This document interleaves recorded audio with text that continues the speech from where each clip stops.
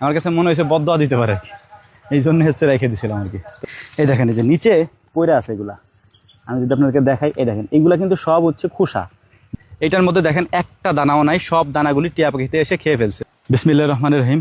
গত কয়েকদিন আগে আমরা আমাদের এই জমি থেকে সূর্যমুখীর যে গাছগুলি ছিল ফুলসহ গাছগুলি কেটে ফেলছি, ফুলগুলি আমরা নিয়ে গেছি, মানে ফল যেটা আর কি। এটা নেওয়ার সময় আমরা একটা কাজ করে গেছিলাম আর কি, সেটা আপনাদেরকে একটু দেখায় আসেন। এই যে শাড়িটা দেখতে পাচ্ছেন সূর্যমুখী ফুলের বা ফলের, এই শাড়িটাকে আমরা রেখে দিছিলাম, এখান থেকে শুরু করে একবারে ঘুরাবে পর্যন্ত রেখে দিছিলাম আর কি। হ্যাঁ, রেখে দেওয়ার কারণ হচ্ছে এখানে আপনাদেরকে আমি একটা ভিডিওতে বলছিলাম প্রচুর পরিমাণে টিয়া পাখি আসে, যে টিয়া পাখির কারণে বাধ্য হয়ে আমরা সূর্যমুখী একটু কাঁচা থাকতে কেটে ফেলছি। তো যখন আমরা সব নিয়ে যাই এখান থেকে কেটে, তখন হচ্ছে একটা জিনিস মাথায় আসে, সেটা হচ্ছে এখানে তো টিয়া পাখি আসে, আমরা একদিনে যদি সব নিয়ে যাই ওই পাখিগুলো এসে খাবে কি।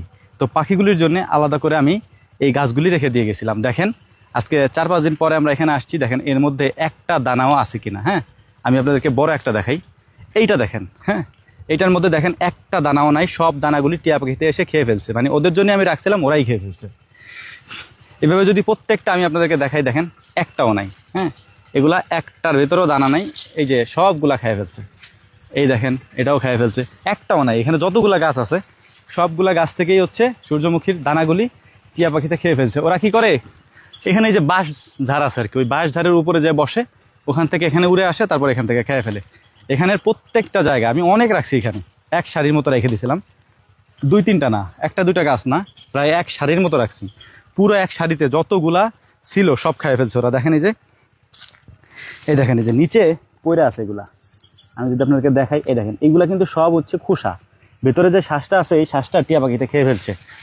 ওদের যেহেতু ঠোঁট মোটা থাকে, ওরা এই শ্বাসটাকে বের করে ভিতর থেকে, এখান থেকে বের করে এর ভিতর থেকে শ্বাস বের করে। এইগুলো একটু কাঁচা, যে কারণে খাইতে পারে না। এই যে দেখছেন ভিতরে শ্বাস তেমন নাই, ওরাও বোঝে কোনটার মধ্যে শ্বাস আছে কোনটার মধ্যে নাই, এ কারণে হচ্ছে এটার আর খায় নাই।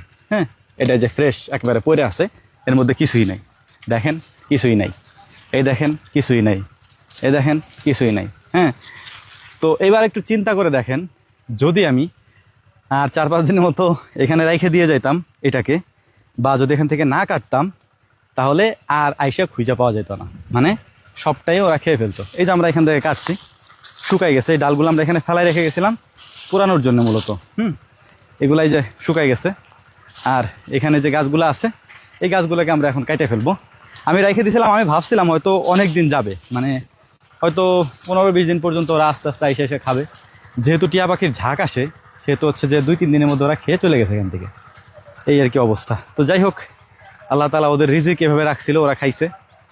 আমি যতটুকু পারছি ওদের জন্য রাখছিলাম, আর সেটাও দেখলাম যে ওরা খাইছে। আমি যদি না রাখতাম, যাই হোক আমাদের জন্য দোয়া করবেন, আল্লাহ তাআলা যেন আমাদের কাজে বারাকা দান করেন। আসসালামু আলাইকুম রহমতুল্লাহ।